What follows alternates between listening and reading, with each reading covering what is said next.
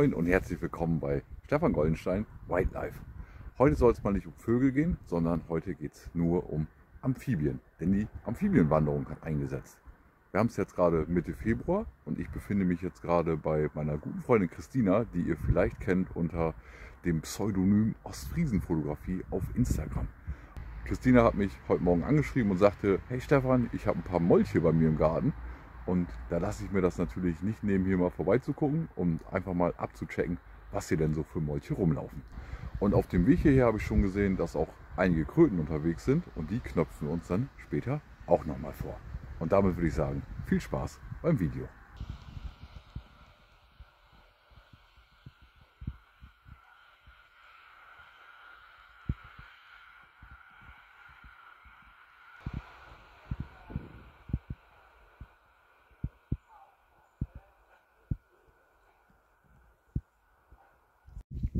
So, hier haben wir ein sehr, sehr schönes Teichmolchmännchen.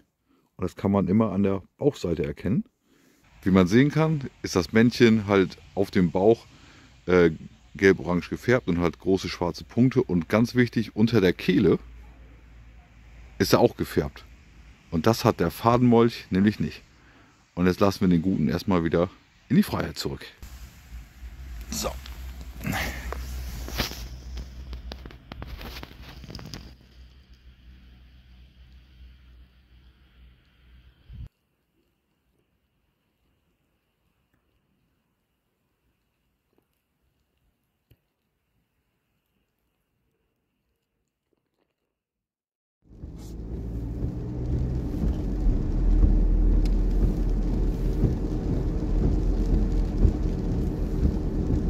Hallo liebe Naturfreunde, ihr seht es schon, es ist nachts, es regnet und ich stehe quasi mitten auf einer Hauptstraße. Und jetzt muss ich mich wieder beeilen, denn da vorne kommt ein Auto. Was ich auf jeden Fall erzählen wollte, ich sammle gerade Erdkröten ein, bevor die hier alle platt gefahren werden. Ich kann zwar nur einen Bruchteil jetzt retten, aber zumindest habe ich dann ein gutes Gewissen, wenn ich ein paar Kröten über die Straße geholfen habe. Also ein paar Kröten habe ich schon, aber ihr seht selber schon, die Autos, die ballern hier wirklich mit einer Affengeschwindigkeit durch.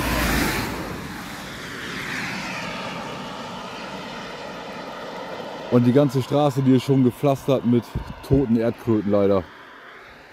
Naja, ich gucke mal, was ich machen kann, ob ich vielleicht noch die eine oder andere retten kann. Mal schauen.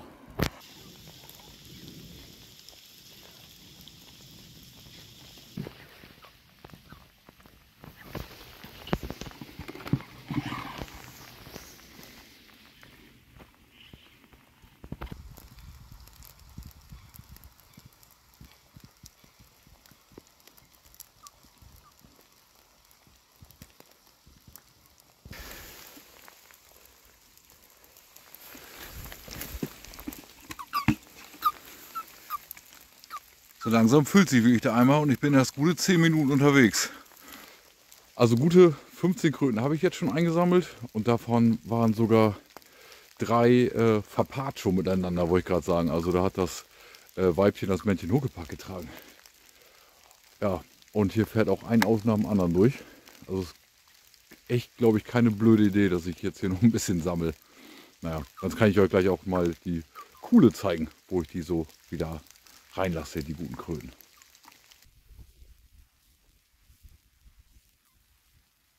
So, da hinter dem Zaun, da ist jetzt die Kuhle. Und deswegen lasse ich die Jungs jetzt erstmal raus und dann gehe ich weiter sammeln. So, raus hier mit euch. Los. So, da ist nichts mehr drin. Du darfst dich auch gerne umdrehen. So, guck. Und da hauen sie schon alle ab. Also was ich jetzt hier sehe, sind eigentlich nur Erdkröten. Hier ist wieder eine mit ein Pärchen, was sehr, sehr süß aussieht. Und hier sehen wir eine Kröte, die ich eingesammelt habe, die schon so gut wie tot war leider. Naja, schade. So, guck mal, da haben wir sogar 2 Pärchen. Naja. Und hier dachte eine, sie geht mal auf meinen Schuh. Du musst jetzt leider wieder runter, mein Kelly. So, und wir sehen jetzt zu, dass wir noch ein paar Kröten einsammeln. Und dann, wenn wir wieder so 15 bis 20 Stück haben, dann bringe ich sie wieder hier zur Kuhle. Gerade die Kamera an, dann hängt ja auch schon wieder eine rum. Und aber in den Eimer. Ja, der Eimer fühlt sich auf jeden Fall schon wieder ganz gut. Ah, guck mal, da sitzt noch eine. Und aber in den Eimer. Splash.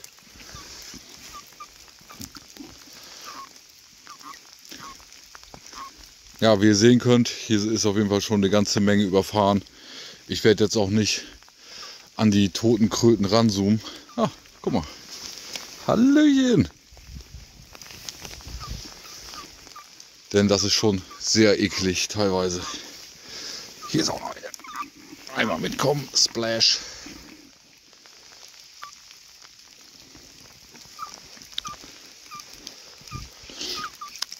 Ne, die Kadaver, das ist wirklich kein schöner Anblick.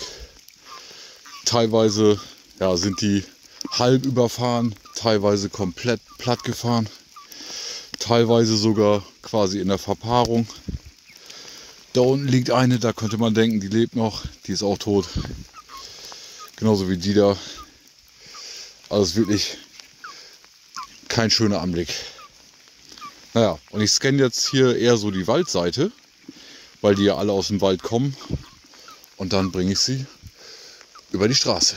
So, und jetzt muss ich selber mal sehen, dass ich von der Straße wieder runterkomme, denn da ist ein Auto und da ist ein Auto. Ah ja, und wo wir gerade schon von Auto sprechen, ich wurde gerade schon zweimal angehupt, dass ich von der Straße runter soll. Die Leute, die gehen ja sehr, sehr ungern vom Gas. Die wollen ja gerne mit 100 km/h hier weiterfahren. Und dann hupen die lieber schon so 50 bis 100 Meter vorher, anstatt langsamer zu werden oder zur Seite zu fahren. Naja, kann man nichts machen.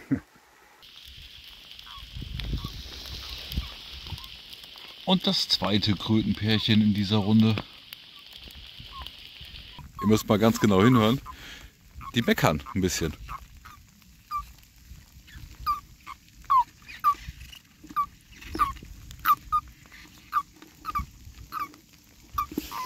Naja, aber wir sind wieder beim Zaun. Wir lassen die Jungs und Mädels jetzt wieder raus. So, einmal leer. Komm, ich helfe dir nochmal hoch. Oh. Und Splash. So, da mal ran ans Wasser. Jungs und Mädels. Und wir gehen in die dritte Runde.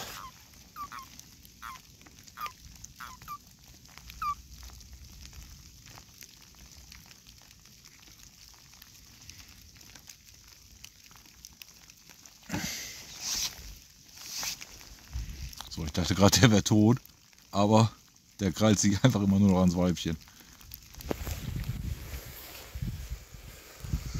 So, auf geht's, Runde Nummer 3. Ich glaube, mit der dritten Runde wird es nichts mehr, denn meine Kopflampe, die gibt leider gleich den Geist auf. Das ist ein bisschen ärgerlich. Bin jetzt eine gute Stunde hier ungefähr und ich will gerne noch ein bisschen länger machen. Aber ohne Kopflampe könnte das Ganze ein bisschen schwierig werden. Und mein Handy-Akku ist auch nicht mehr der allervollste. Und da kommt wieder ein Auto. Ich muss von der Straße.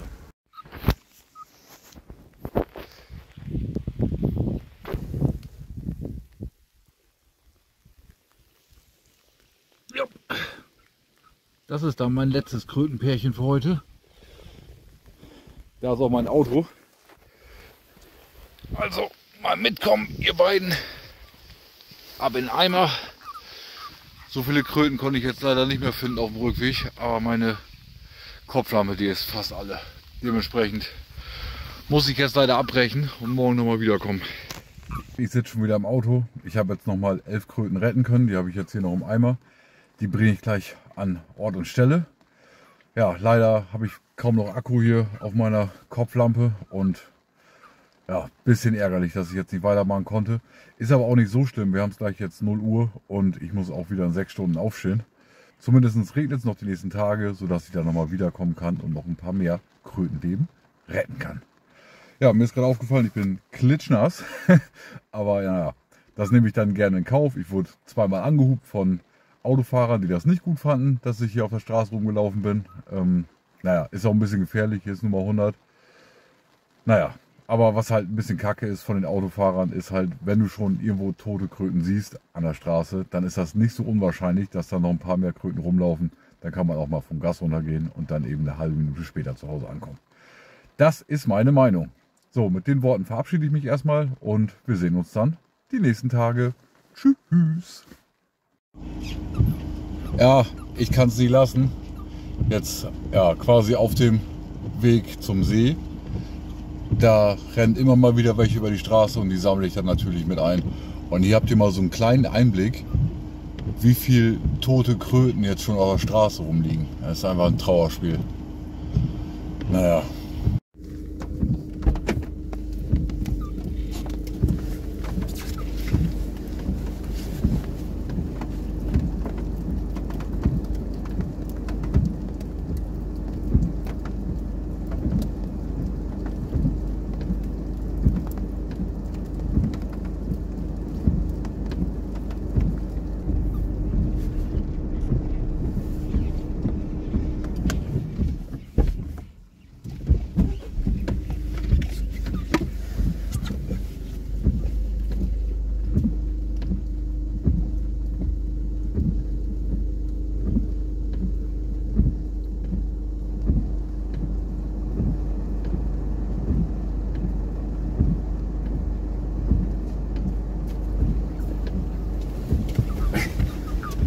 Auto.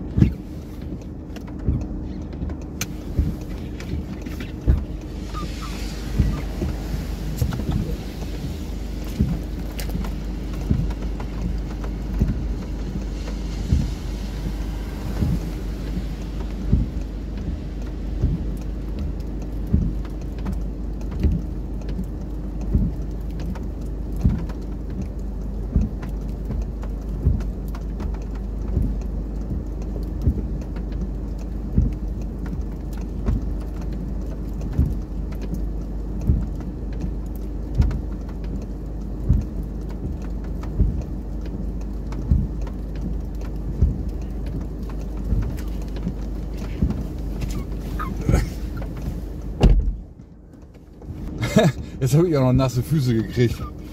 Scheißegal. Ja, wir sind jetzt sowieso fast angekommen. Und es wird verdammt spät gerade. Jetzt haben wir schon 11:45. Naja.